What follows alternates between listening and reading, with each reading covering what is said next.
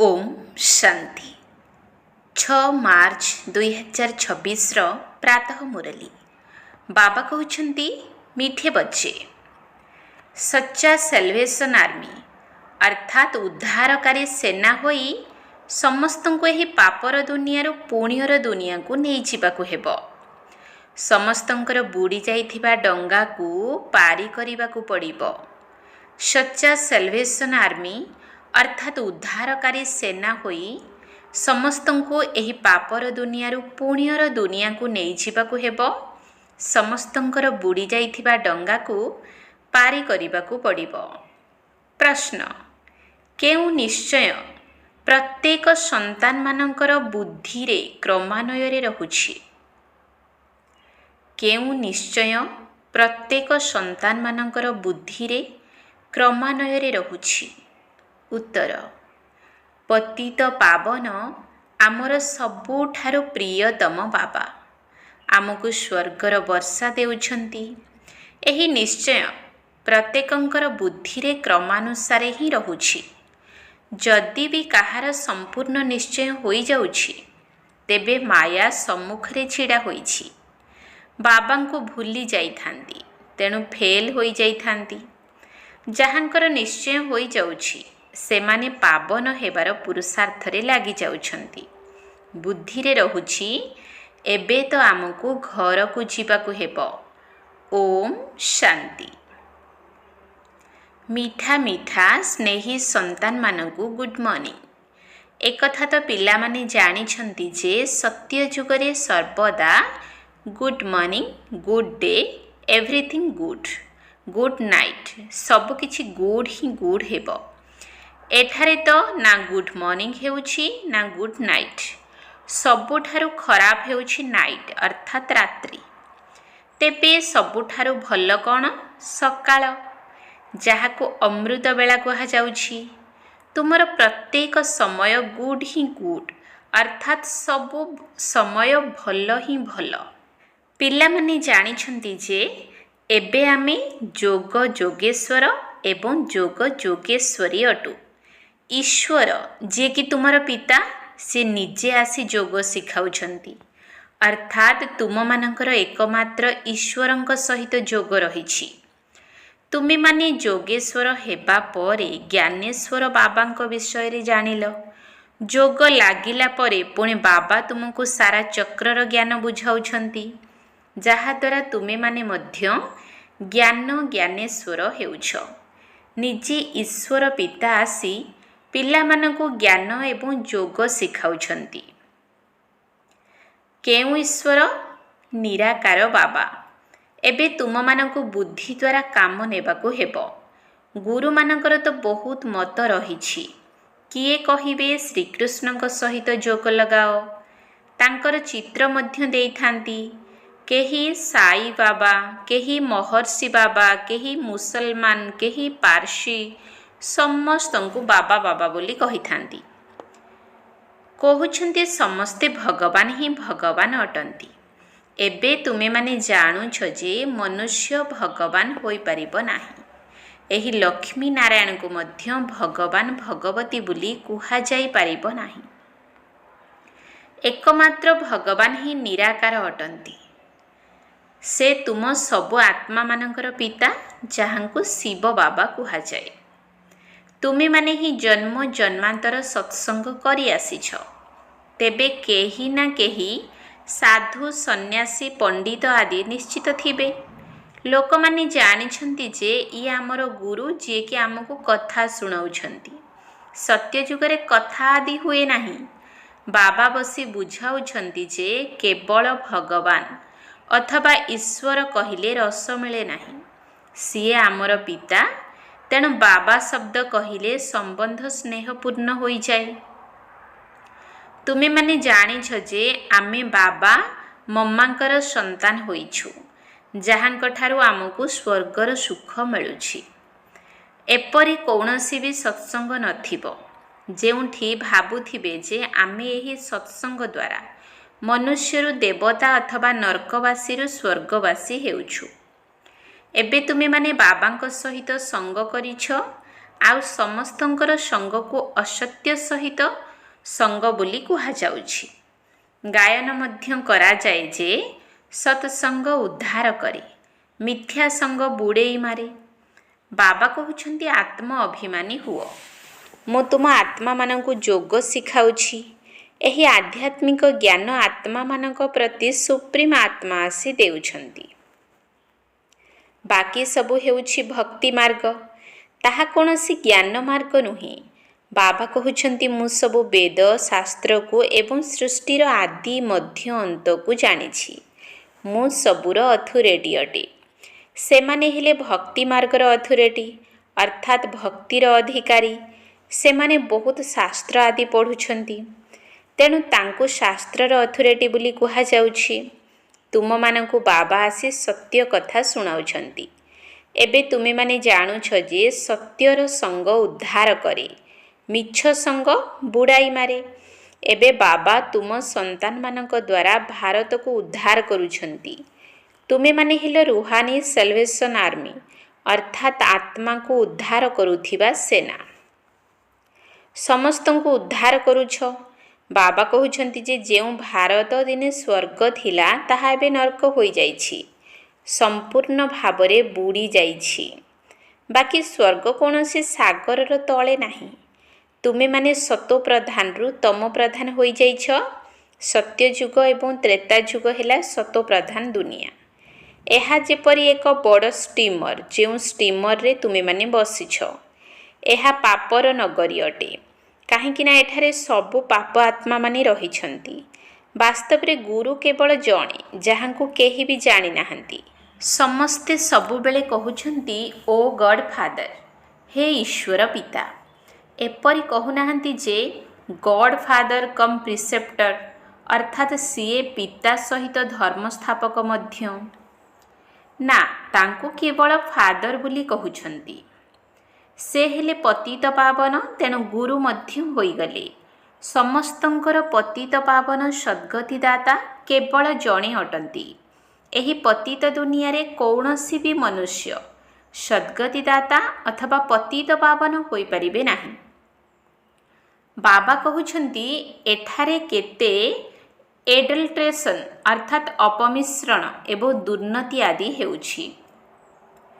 ଏବେ ମୋତେ କନ୍ୟା ଏବଂ ମାତାମାନଙ୍କ ଦ୍ୱାରା ସମସ୍ତଙ୍କୁ ଉଦ୍ଧାର କରିବାକୁ ହେବ। ତୁମେ ସବୁ ବ୍ରହ୍ମା କୁମାର କୁମାରୀ ଅଟ, ତେଣୁ ପରସ୍ପର ଭାଇ ଭଉଣୀ ହୋଇଗଲ। ନଚେତ୍ ଜେଜେଙ୍କର ବର୍ଷା କିପରି ମିଳିବ? ଜେଜେଙ୍କଠାରୁ 21 ଜନ୍ମର ବର୍ଷା ଅର୍ଥାତ୍ ସ୍ୱର୍ଗର ରାଜତ୍ୱ ପ୍ରାପ୍ତ ହେଉଛି। ଦେଖ କେତେ ବଡ଼ ରୋଜଗାର ହେଉଛି। ଏହା ହେଉଛି ସତ୍ୟ ରୋଜଗାର, ଯାହାକି ସତ୍ୟ ବାବାଙ୍କ ଦ୍ୱାରା ହେଉଛି। ବାସ୍ତବରେ ବାବା ହେଉଛନ୍ତି ଆମର ପିତା, ଶିକ୍ଷକ ଏବଂ ସଦ୍ଗୁରୁ। ଏଠାରେ ଏପରି ନୁହେଁ ଯେ ଗୁରୁ ମରିଗଲେ ଚେଲାଙ୍କୁ ଗଦି ମିଳିଯିବ। ସେମାନେ ହେଲେ ଲୌକିକ ଦୁନିଆର ଗୁରୁ, ଇଏ ହେଲେ ଅଲୌକିକ ଅର୍ଥାତ୍ ଆତ୍ମାମାନଙ୍କର ଗୁରୁ। ତୁମମାନଙ୍କୁ ଭଲ ଭାବରେ ଏହି କଥାକୁ ବୁଝିବାକୁ ହେବ, କାରଣ ଏହା ବିଲକୁଲ ନୂଆ କଥା। ତୁମେମାନେ ଜାଣିଛ ଯେ ଆମକୁ କୌଣସି ମନୁଷ୍ୟ ପାଠ ପଢ଼ାଉ ନାହାନ୍ତି। ଆମକୁ ଶିବ ବାବା ଜ୍ଞାନର ସାଗର ପତିତ ପାବନ ବ୍ରହ୍ମାଙ୍କ ଶରୀର ମାଧ୍ୟମରେ ପାଠ ପଢ଼ାଉଛନ୍ତି। ତୁମମାନଙ୍କର ବୁଦ୍ଧି ଏବେ ଶିବ ବାବାଙ୍କ ଆଡ଼କୁ ରହିଛି। ସେ ସତ୍ସଙ୍ଗରେ ତ ମନୁଷ୍ୟ ଆଡ଼କୁ ବୁଦ୍ଧି ଯାଇଥାଏ। ତାହା ହେଲା ଭକ୍ତି ମାର୍ଗ। ଏବେ ତୁମେମାନେ ଗାୟନ କରୁଛ ଯେ ତୁମ ମାତ ପିତା ହମ ବାଲକ ତେରେ। ସେ ତ ଜଣେ ଅଟନ୍ତି ନା, କିନ୍ତୁ ବାବା କହୁଛନ୍ତି ଯେ ମୁଁ କିପରି ଆସି ତୁମକୁ ନିଜର କରିବି। ମୁଁ ତୁମର ପିତା, ତେଣୁ ଏହାଙ୍କ ଶରୀରର ଆଧାର ନେଉଛି। ତେଣୁ ଇଏ ମୋର ସ୍ତ୍ରୀ ମଧ୍ୟ ଏବଂ ସନ୍ତାନ ମଧ୍ୟ ଅଟନ୍ତି, ବ୍ରହ୍ମା। ବ୍ରହ୍ମାଙ୍କ ଦ୍ୱାରା ଶିବ ବାବା ପିଲାମାନଙ୍କୁ ପୋଷ୍ୟ କରୁଛନ୍ତି, ତେଣୁ ସିଏ ବଡ଼ ମମା ହୋଇଗଲେ। ତେବେ ବ୍ରହ୍ମାଙ୍କର କେହି ମା ନାହାନ୍ତି। ସରସ୍ୱତୀଙ୍କୁ ଜଗଦମ୍ବା କୁହାଯାଉଛି। ତୁମମାନଙ୍କର ଦାୟିତ୍ୱ ନେବା ପାଇଁ ତାଙ୍କୁ ନିଯୁକ୍ତ କରିଛି। ଯିଏକି ଜ୍ଞାନ ଜ୍ଞାନେଶ୍ୱରୀ ଅଟନ୍ତି, ସିଏ ହେଲେ ଛୋଟ ମମା। ଏହା ବହୁତ ଗୁହ୍ୟ କଥା। ତୁମେ ଏବେ ଏହି ଗୁହ୍ୟ ପାଠ ପଢ଼ୁଛ। ତୁମକୁ ୱିଥ୍ ରେସ୍ପେକ୍ଟ ଅର୍ଥାତ୍ ସମ୍ମାନର ସହିତ ପାସ୍ ହେବାକୁ ପଡ଼ିବ। ଏହି Lakshmi Narayan with respect pass ହୋଇଛନ୍ତି। ତାଙ୍କୁ ସବୁଠାରୁ ବଡ଼ ବୃତ୍ତି ମିଳିଛି। ତାଙ୍କୁ କୌଣସି ଦଣ୍ଡ ଭୋଗିବାକୁ ପଡ଼ିନାହିଁ। ସେଥିପାଇଁ ବାବା କହୁଛନ୍ତି ଯେତେ ଦୂର ସମ୍ଭବ ମୋତେ ମନେ ପକାଅ। ଏହାକୁ ଭାରତର ପ୍ରାଚୀନ ଯୋଗ କୁହାଯାଉଛି। ବାବା କହୁଛନ୍ତି ତୁମକୁ ସବୁ ବେଦ ଶାସ୍ତ୍ରର ସାର କଥା ଶୁଣାଉଛି। ମୁଁ ତୁମମାନଙ୍କୁ ରାଜଯୋଗ ଶିଖାଇଥିଲି, ଯାହାଦ୍ୱାରା ତୁମେ ପ୍ରାରବ୍ଧ ପାଇଥିଲ। ପୁଣି ଜ୍ଞାନ ସମାପ୍ତ ହୋଇଗଲା। ତେଣୁ ପରମ୍ପରା କିପରି ଚାଲିପାରିବ? ସେଠାରେ କୌଣସି ଶାସ୍ତ୍ର ଆଦି ରହିବ ନାହିଁ। ଅନ୍ୟ ଧର୍ମାବଲମ୍ବୀ ଅର୍ଥାତ୍ ଇସଲାମୀ, ବୌଦ୍ଧୀ ଆଦି ଯିଏ ବି ଅଛନ୍ତି, ସେମାନଙ୍କର ଜ୍ଞାନ ଲୋପ ପାଏ ନାହିଁ। ତେଣୁ ତାଙ୍କର ପରମ୍ପରା ଚାଲୁଛି। ଏକଥା ସମସ୍ତଙ୍କୁ ଜଣାଅଛି। କିନ୍ତୁ ବାବା କହୁଛନ୍ତି ମୁଁ ତୁମକୁ ଯେଉଁ ଜ୍ଞାନ ଶୁଣାଉଛି ତାକୁ କେହି ଜାଣିନାହାନ୍ତି। ଭାରତ ଏବେ ଦୁଃଖୀ ହୋଇଯାଇଛି, ଯାହାକୁ ମୁଁ ଆସି ସଦା ସୁଖୀ କରୁଛି। ବାବା କହୁଛନ୍ତି ମୁଁ ସାଧାରଣ ଶରୀରରେ ବସିଛି। ତୁମର ବୁଦ୍ଧି ଯୋଗ ବାବାଙ୍କ ସହିତ ରହିବା ଉଚିତ। ଆତ୍ମାମାନଙ୍କର ପିତା ହେଉଛନ୍ତି ପରମ ପିତା ପରମାତ୍ମା। ସମସ୍ତ ଆତ୍ମାମାନଙ୍କର ସେ ହେଲେ ପିତା। ତେଣୁ ସମସ୍ତେ ତାଙ୍କର ସନ୍ତାନ ହୋଇଗଲେ ନା? ତେବେ ସବୁ ଆତ୍ମାମାନେ ବର୍ତ୍ତମାନ ପତିତ ହୋଇଯାଇଛନ୍ତି। ବାବା କହୁଛନ୍ତି ଏଠାରେ ମୁଁ ବାସ୍ତବରେ ସାକାର ରୂପ ନେଇଛି। ବିନାଶ ସମ୍ମୁଖରେ ଉପସ୍ଥିତ। ତୁମେମାନେ ଜାଣିଛ ଏହି ଦୁନିଆକୁ ନିଆଁ ଲାଗିବ। ସମସ୍ତଙ୍କର ଶରୀର ସମାପ୍ତ ହୋଇଯିବ। ସବୁ ଆତ୍ମାମାନଙ୍କୁ ଘରକୁ ଫେରିଯିବାକୁ ହେବ। ଏପରି ନୁହେଁ ଯେ ଆତ୍ମା ବ୍ରହ୍ମରେ ଲୀନ ହୋଇଯିବ ବା ଜ୍ୟୋତିରେ ମିଶିଯିବ। ସେଥିପାଇଁ ବ୍ରହ୍ମ ସମାଜୀମାନେ ଜ୍ୟୋତି ଜଳାଇଥାନ୍ତି। ତାକୁ ବ୍ରହ୍ମ ମନ୍ଦିର କହିଦେଇଛନ୍ତି। ବାସ୍ତବରେ ତାହା ହେଲା ବ୍ରହ୍ମ ମହତତ୍ଵ, ଯେଉଁଠି ସବୁ ଆତ୍ମାମାନେ ରୁହନ୍ତି। ତାହା ଆମର ପ୍ରଥମ ମନ୍ଦିର, ଯେଉଁଠାରେ ପବିତ୍ର ଆତ୍ମାମାନେ ରହୁଛନ୍ତି। କିନ୍ତୁ ଏହାର ଅର୍ଥକୁ ମନୁଷ୍ୟମାନେ ବୁଝୁନାହାନ୍ତି। ଜ୍ଞାନର ସାଗର ବାବା ଆସି ତୁମମାନଙ୍କୁ ବୁଝାଉଛନ୍ତି। ଏବେ ତୁମେମାନେ ଜ୍ଞାନ ଜ୍ଞାନେଶ୍ୱରୀ ହେଉଛ। ସତ୍ୟଯୁଗରେ ପୁଣି ରାଜ ରାଜେଶ୍ୱରୀ ହେବ। ତୁମମାନଙ୍କ ବୁଦ୍ଧିରେ ଅଛି ଯେ ପତିତ ପାବନ ସବୁଠାରୁ ପ୍ରିୟ ବାବା ଆସି ଆମକୁ ସ୍ୱର୍ଗର ବର୍ଷା ଦେଉଛନ୍ତି। କିନ୍ତୁ କେତେକଙ୍କର ବୁଦ୍ଧିରେ ଏକଥା ମଧ୍ୟ ପଶୁନାହିଁ। ଏତେ ସବୁ ମୋର ହୋଇଛନ୍ତି। ବାସ୍ତବରେ ଏମାନେ 100% ନିଶ୍ଚୟ ବୁଦ୍ଧି ନୁହନ୍ତି। କାହାର 80%, କାହାର 50% ନିଶ୍ଚୟ ଅଛି। କେହି ସେତିକି ମଧ୍ୟ ନୁହନ୍ତି। ସେମାନେ ତ ବିଲକୁଲ ଫେଲ୍ ହୋଇଗଲେ। କ୍ରମ ଅନୁସାରେ ନିଶ୍ଚୟ ରହିଛି। ଅନେକଙ୍କର ତ ବିଲକୁଲ ନିଶ୍ଚୟ ହିଁ ନାହିଁ। ଚେଷ୍ଟା କରୁଛନ୍ତି ଯେ ନିଶ୍ଚୟ ହୋଇଯାଉ। ଆଚ୍ଛା, ନିଶ୍ଚୟ ହୋଇଗଲେ ମଧ୍ୟ ମାୟା ବହୁତ ଶକ୍ତିଶାଳୀ। ତେଣୁ ବାବାଙ୍କୁ ଭୁଲି ଯାଉଛନ୍ତି। ଏହି ବ୍ରହ୍ମା ନିଜେ କହୁଛନ୍ତି ମୁଁ ପୁରା ଭକ୍ତ ଥିଲି। 63 ଜନ୍ମ ଭକ୍ତି କରିଛି। ତତ୍ତ୍ୱମ୍। ତୁମେମାନେ ମଧ୍ୟ 63 ଜନ୍ମ ଭକ୍ତି କରିଛ। 21 ଜନ୍ମ ସୁଖ ଭୋଗ କରି ପୁଣି ଭକ୍ତ ହୋଇଗଲ। ଭକ୍ତି ପରେ ପୁଣି ଆସେ ବୈରାଗ୍ୟ। ସନ୍ନ୍ୟାସୀମାନେ ମଧ୍ୟ ଏହି ଶବ୍ଦ କହିଥାନ୍ତି ଯେ ଜ୍ଞାନ, ଭକ୍ତି, ବୈରାଗ୍ୟ। ତେଣୁ ତାଙ୍କର ଘରଦ୍ୱାର ପ୍ରତି ବୈରାଗ୍ୟ ଆସିଥାଏ। ତାକୁ ହଦ୍ର ବୈରାଗ୍ୟ କୁହାଯାଏ ଏବଂ ତୁମର ହେଉଛି ବେହଦ୍ର ବୈରାଗ୍ୟ। ସନ୍ନ୍ୟାସୀମାନେ ଘରଦ୍ୱାର ଛାଡ଼ି ଜଙ୍ଗଲକୁ ଚାଲି ଯାଉଥିଲେ। ଏବେ ତ କେହି ଜଙ୍ଗଲରେ ନାହାନ୍ତି। ସବୁ କୁଡ଼ିଆ ଖାଲି ପଡ଼ିଛି। କାହିଁକି ନା ପୂର୍ବରୁ ସତୋପ୍ରଧାନ ଥିଲେ। ଏବେ ସେମାନେ ତମୋପ୍ରଧାନ ହୋଇଯାଇଛନ୍ତି। ଏବେ ତାଙ୍କ ପାଖରେ କୌଣସି ଶକ୍ତି ନାହିଁ। ଲକ୍ଷ୍ମୀ ନାରାୟଣଙ୍କର ରାଜଧାନୀରେ ଯେଉଁ ଶକ୍ତି ଥିଲା, ସେମାନେ ପୁନର୍ଜନ୍ମ ନେଇ ନେଇ ଏବେ ଦେଖ କେଉଁଠି ଆସି ପହଞ୍ଚିଛନ୍ତି। ତାଙ୍କ ଭିତରେ କିଛି ହେଲେ ଶକ୍ତି ନାହିଁ। ଏଠାକାର ଗଭର୍ଣ୍ଣମେଣ୍ଟ ମଧ୍ୟ କହୁଛି ଆମେ ଧର୍ମକୁ ମାନୁନାହୁଁ। ଧର୍ମ ଦ୍ୱାରା ବହୁତ କ୍ଷତି ହେଉଛି। ପରସ୍ପର ଭିତରେ ଲଢ଼େଇ ଝଗଡ଼ା କରୁଛନ୍ତି। ସେଥିପାଇଁ କନଫରେନ୍ସ ଆଦି କରୁଛନ୍ତି। ସବୁ ଧର୍ମାବଲମ୍ବୀ ଯେପରି ଏକ ମତ ହୋଇଯାଆନ୍ତୁ। କିନ୍ତୁ ତାଙ୍କୁ ପଚାର ଯେ ସେମାନେ ପରସ୍ପର ଏକ କିପରି ହୋଇପାରିବେ? ଏବେ ତ ସମସ୍ତେ ଘରକୁ ଯିବେ। ବାବା ଆସିଛନ୍ତି। ଏହି ଦୁନିଆ ଏବେ କବରସ୍ଥାନ ହୋଇଯିବ। ବାକି ଏହା ତ ଭିନ୍ନ ଭିନ୍ନ ଧର୍ମର ବୃକ୍ଷ। ଏକ କିପରି ହେବ? କିଛି ହେଲେ ବୁଝୁନାହାନ୍ତି। ଭାରତରେ ଏକ ଧର୍ମ ଥିଲା। ସେମାନଙ୍କୁ ଅଦ୍ୱୈତ ମତଧାରୀ ଦେବତା କୁହାଯାଉଥିଲା। ଦ୍ୱୈତ ଅର୍ଥାତ୍ ଦୈତ୍ୟ। ବାବା କହୁଛନ୍ତି ତୁମର ଏହି ଧର୍ମ ବହୁତ ସୁଖଦାୟୀ ଅଟେ। ତୁମେ ଜାଣିଛ ଯେ ପୁନର୍ଜନ୍ମ ନେଇ ନେଇ ଆମକୁ ପୁଣି 84 ଜନ୍ମ ଭୋଗ କରିବାକୁ ହେବ। ଏହି କଥା ଉପରେ ନିଶ୍ଚୟ ହୋଇଯାଉ ଯେ ଆମେମାନେ ହିଁ 84 ଜନ୍ମ ଭୋଗିଛୁ। ଆମକୁ ହିଁ ଯିବାକୁ ହେବ ଏବଂ ପୁଣି ଆସିବାକୁ ହେବ। ଭାରତବାସୀଙ୍କୁ ହିଁ ବାବା ବୁଝାଉଛନ୍ତି ଯେ ତୁମେମାନେ ହିଁ 84 ଜନ୍ମ ପୂରା କରିଛ। ଏବେ ଏହା ତୁମର ବହୁତ ଜନ୍ମର ଅନ୍ତିମ ଜନ୍ମ। ବାବା କେବଳ ଜଣକୁ କହୁନାହାନ୍ତି, ସବୁ ପାଣ୍ଡବ ସେନାମାନଙ୍କୁ ବୁଝାଉଛନ୍ତି ଯେ ତୁମେମାନେ ହେଉଛ ପଣ୍ଡା। ତୁମେମାନେ ଏହି ଆଧ୍ୟାତ୍ମିକ ଯାତ୍ରା ଶିଖାଉଛ, ତେଣୁ ତୁମମାନଙ୍କୁ ପାଣ୍ଡବ ସେନା ବୋଲି କୁହାଯାଉଛି। ଏବେ ନା କୌରବଙ୍କର ରାଜ୍ୟ ଅଛି ନା ପାଣ୍ଡବଙ୍କର। ସେମାନେ ମଧ୍ୟ ପ୍ରଜା, ତୁମେମାନେ ମଧ୍ୟ ପ୍ରଜା ଅଟ। କହନ୍ତି କୌରବ ଏବଂ ପାଣ୍ଡବ ଭାଇ ଭାଇ। ପାଣ୍ଡବମାନଙ୍କ ସପକ୍ଷରେ ପରମପିତା ପରମାତ୍ମା ଅଛନ୍ତି। ବାବା ହିଁ ଆସି ମାୟା ଉପରେ ବିଜୟ ପ୍ରାପ୍ତ କରିବା ଶିଖାଉଛନ୍ତି। ତୁମେମାନେ ଆଦି ସନାତନ ଦେବୀ ଦେବତା ଧର୍ମାବଲମ୍ବୀ ଅହିଂସକ ହେଉଛ। ଅହିଂସା ପରମ ଧର୍ମ ଅଟେ। ମୁଖ୍ୟ କଥା ହେଉଛି କାମ କଟୁରୀ ଚଳାଇବା ଉଚିତ ନୁହେଁ। ଭାରତବାସୀ ଭାବୁଛନ୍ତି ଯେ ଗୋହତ୍ୟା ନ ହେଉ, ଏହା ହିଁ ବହୁତ ବଡ଼ ହିଂସା ଅଟେ। କିନ୍ତୁ ବାବା କହୁଛନ୍ତି କାମ କଟୁରୀ ଚଳାଅ ନାହିଁ। ଏହାକୁ ହିଁ ସବୁଠାରୁ ବଡ଼ ହିଂସା କୁହାଯାଉଛି। ସତ୍ୟ ଯୁଗରେ ନା କାମ କଟୁରୀ ଚଳାଇବେ ନା ଲଢ଼େଇ ଝଗଡ଼ା ଚାଲିବ। ଏଠାରେ ତ ଉଭୟ ଚାଲୁଛି।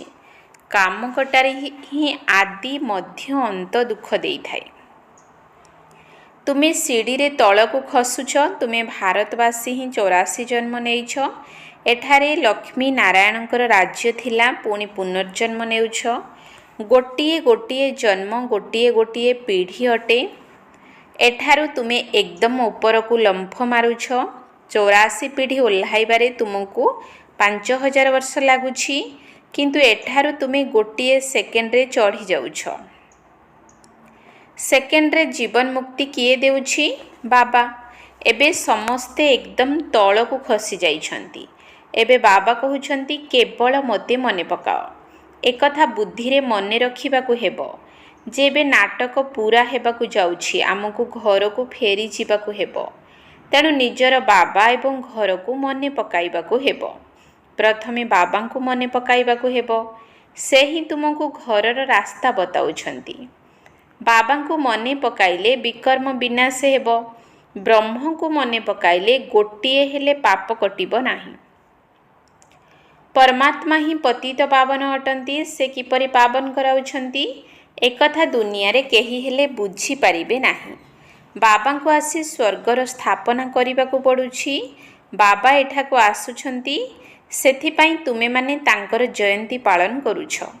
କିନ୍ତୁ ସିଏ କେବେ ଆସିଲେ, ଏକଥା କହି ହେବ ନାହିଁ ଯେ ଏହି ଘଡ଼ି ଏହି ତିଥି ତାରିଖରେ ଆସିଥିଲେ। ଶିବ ବାବା କେବେ ଆସିଥିଲେ, ଏକଥା କିପରି କହିପାରିବେ? ବହୁତ ସାକ୍ଷାତକାର ହେଉଛି। ପୂର୍ବରୁ ଆମେ ମଧ୍ୟ ସର୍ବବ୍ୟାପୀ ବୋଲି ଭାବୁଥିଲୁ, ଅଥବା କହିଦେଉଥିଲୁ ଯେ ଆତ୍ମା ସ୍ୱ ପରମାତ୍ମା। ଏବେ ତାଙ୍କୁ ଯଥାର୍ଥ ଭାବରେ ଜାଣୁଛୁ। ବାବା ଦିନକୁ ଦିନ ଗୁହ୍ୟ କଥା ଶୁଣାଉଛନ୍ତି। ତୁମେମାନେ କେତେ ସାଧାରଣ କିନ୍ତୁ କେତେ ଶ୍ରେଷ୍ଠ ଜ୍ଞାନ ଶିଖୁଛ। ଆଚ୍ଛା, ମିଠା ମିଠା ଶିକିଲ ଦିଏ ସନ୍ତାନମାନଙ୍କ ପ୍ରତି ମାତା ପିତା ବାପ ଦାଦାଙ୍କର ମଧୁର ସ୍ନେହ ସମ୍ପନ୍ନ ଶୁଭେଚ୍ଛା ଏବଂ ସୁପ୍ରଭାତ। ଆତ୍ମିକ ପିତାଙ୍କର ଆତ୍ମିକ ସନ୍ତାନମାନଙ୍କୁ ନମସ୍ତେ। ଆତ୍ମିକ ସନ୍ତାନମାନଙ୍କର ଆତ୍ମିକ ବାପ ଦାଦାଙ୍କୁ ନମସ୍ତେ ନମସ୍ତେ ନମସ୍ତେ, ସୁପ୍ରଭାତ। ଧାରଣା ପାଇଁ ମୁଖ୍ୟ ସାର। 1 ନମ୍ବର ପଏଣ୍ଟ, ସମ୍ମାନର ସହିତ ପାସ୍ ହେବା ପାଇଁ ଦଣ୍ଡରୁ ମୁକ୍ତ ହେବାର ପୁରୁଷାର୍ଥ କରିବାକୁ ହେବ। ଯୋଗଯୁକ୍ତ ହୋଇ ରହିବା ଦ୍ୱାରା ହିଁ ପାଠପଢ଼ାରେ ବୃତ୍ତି ନେବାର ଅଧିକାରୀ ହୋଇପାରିବ। ସମ୍ମାନର ସହିତ ପାସ୍ ହେବା ପାଇଁ ଦଣ୍ଡରୁ ମୁକ୍ତ ହେବାର ପୁରୁଷାର୍ଥ କରିବାକୁ ହେବ। ଯୋଗଯୁକ୍ତ ହୋଇ ରହିବା ଦ୍ୱାରା ହିଁ ପାଠପଢ଼ାରେ ବୃତ୍ତି ନେବାର ଅଧିକାରୀ ହୋଇପାରିବ। 2 ନମ୍ବର ପଏଣ୍ଟ, ସଚ୍ଚା ସଚ୍ଚା ପାଣ୍ଡବ ହୋଇ ସମସ୍ତଙ୍କୁ ଆତ୍ମିକ ତୀର୍ଥଯାତ୍ରା କରାଇବାକୁ ହେବ। କୌଣସି ପ୍ରକାରର ହିଂସା କରିବାର ନାହିଁ। ସଚ୍ଚା ସଚ୍ଚା ପାଣ୍ଡବ ହୋଇ ସମସ୍ତଙ୍କୁ ଆତ୍ମିକ ତୀର୍ଥଯାତ୍ରା କରାଇବାକୁ ହେବ। କୌଣସି ପ୍ରକାରର ହିଂସା କରିବାର ନାହିଁ। ବରଦାନ ଲାଇଟ୍ ହାଉସ୍ର ସ୍ଥିତି ଦ୍ୱାରା ପାପକର୍ମଗୁଡ଼ିକୁ ସମାପ୍ତ କରୁଥିବା ପୁଣ୍ୟ ଆତ୍ମା ଭବ। ଲାଇଟ୍ ହାଉସ୍ର ସ୍ଥିତି ଦ୍ୱାରା ପାପକର୍ମଗୁଡ଼ିକୁ ସମାପ୍ତ କରୁଥିବା ପୁଣ୍ୟ ଆତ୍ମା ଭବ। ଯେଉଁଠାରେ ଲାଇଟ୍ ଥାଏ ସେଠାରେ କୌଣସି ପ୍ରକାରର ପାପକର୍ମ ହୋଇନଥାଏ। ତେଣୁ ସର୍ବଦା ଲାଇଟ୍ ହାଉସ୍ ସ୍ଥିତିରେ ସ୍ଥିତ ରହିଲେ ମାୟା କୌଣସି ପାପକର୍ମ କରାଇ ପାରିବ ନାହିଁ। ତେଣୁ ସର୍ବଦା ପୁଣ୍ୟ ଆତ୍ମା ହୋଇ ରହିଥିବ ଏବଂ ପୁଣ୍ୟ ଆତ୍ମା ସଂକଳ୍ପରେ ମଧ୍ୟ କୌଣସି ପାପକର୍ମ କରିପାରିବ ନାହିଁ। ଯେଉଁଠାରେ ପାପ ଥାଏ ସେଠାରେ ବାବାଙ୍କର ସ୍ମୃତି ନଥାଏ। ତେଣୁ ଦୃଢ଼ ସଂକଳ୍ପ କର ଯେ ମୁଁ ପୁଣ୍ୟ ଆତ୍ମା ଅଟେ। ପାପ ମୋ ପାଖକୁ ଆସିପାରିବ ନାହିଁ। ସ୍ୱପ୍ନରେ ବା ସଂକଳ୍ପରେ ମଧ୍ୟ ପାପକୁ ଆସିବାକୁ ଦିଅ ନାହିଁ। ସ୍ଲୋଗାନ ଯେଉଁମାନେ ଡ୍ରାମାର ପ୍ରତ୍ୟେକ ଦୃଶ୍ୟକୁ ସାକ୍ଷୀ ହୋଇ ଦେଖିଥାନ୍ତି ସେହିମାନେ ହିଁ ସର୍ବଦା ହର୍ଷିତ ରହିଥାନ୍ତି। ଯେଉଁମାନେ ଡ୍ରାମାର ପ୍ରତ୍ୟେକ ଦୃଶ୍ୟକୁ ସାକ୍ଷୀ ହୋଇ ଦେଖିଥାନ୍ତି ସେହିମାନେ ହିଁ ସର୍ବଦା ହର୍ଷିତ ରହିଥାନ୍ତି। ଅବ୍ୟକ୍ତ ଇଶାରା ନିଶ୍ଚୟର ମୂଳଦୁଆକୁ ମଜବୁତ କରି ସର୍ବଦା ନିର୍ଭୟ ଏବଂ ନିଶ୍ଚିନ୍ତ ରୁହ। ନିଶ୍ଚୟ ବୁଦ୍ଧି ପିଲାମାନେ ସର୍ବଦା ନିଶ୍ଚିନ୍ତ ତଥା ହର୍ଷିତ ରହିଥାନ୍ତି। ଚିନ୍ତା ଖୁସିକୁ ସମାପ୍ତ କରିଦେଇଥାଏ। ଯଦି ନିଶ୍ଚିନ୍ତ ରହିବ ତେବେ ସର୍ବଦା ଖୁସିରେ ରହିବ। ଯଦି କୌଣସି ବି କଥାରେ କାହିଁକି ହେଲା, କିପରି ହେଲା, କ'ଣ ହେବ ଏହିଭଳି ପ୍ରଶ୍ନ ଆସୁଛି ତେବେ ଚିନ୍ତା ରହିବ। କ'ଣ, କାହିଁକି, କିପରି ଏସବୁ ହେଲା ଚିନ୍ତାର ସ୍ରୋତ। ଆଉ କେହି କହିଥାନ୍ତି ମୋ ଦ୍ୱାରା ଏହିଭଳି କାହିଁକି ହେଉଛି, ମୋ ପଛରେ ଏଭଳି ବନ୍ଧନ କାହିଁକି ରହିଛି, ମାୟା କାହିଁକି ମୋ ପଛରେ ପଡ଼ିଛି, ମୋର କାହିଁକି ଏତେ କଡ଼ା ହିସାବ କିତାବ ରହିଛି। ତେଣୁ କାହିଁକି ଶବ୍ଦ ଆସିବା ଅର୍ଥ ଚିନ୍ତାର ସୁଅ ଛୁଟିବ। ଯେଉଁମାନେ ଏହିଭଳି ଚିନ୍ତାଠାରୁ ଊର୍ଦ୍ଧ୍ୱରେ ରହିଥାନ୍ତି ସେହିମାନେ ହିଁ ନିଶ୍ଚିନ୍ତ ଅଟନ୍ତି। ଓମ୍ ଶାନ୍ତି।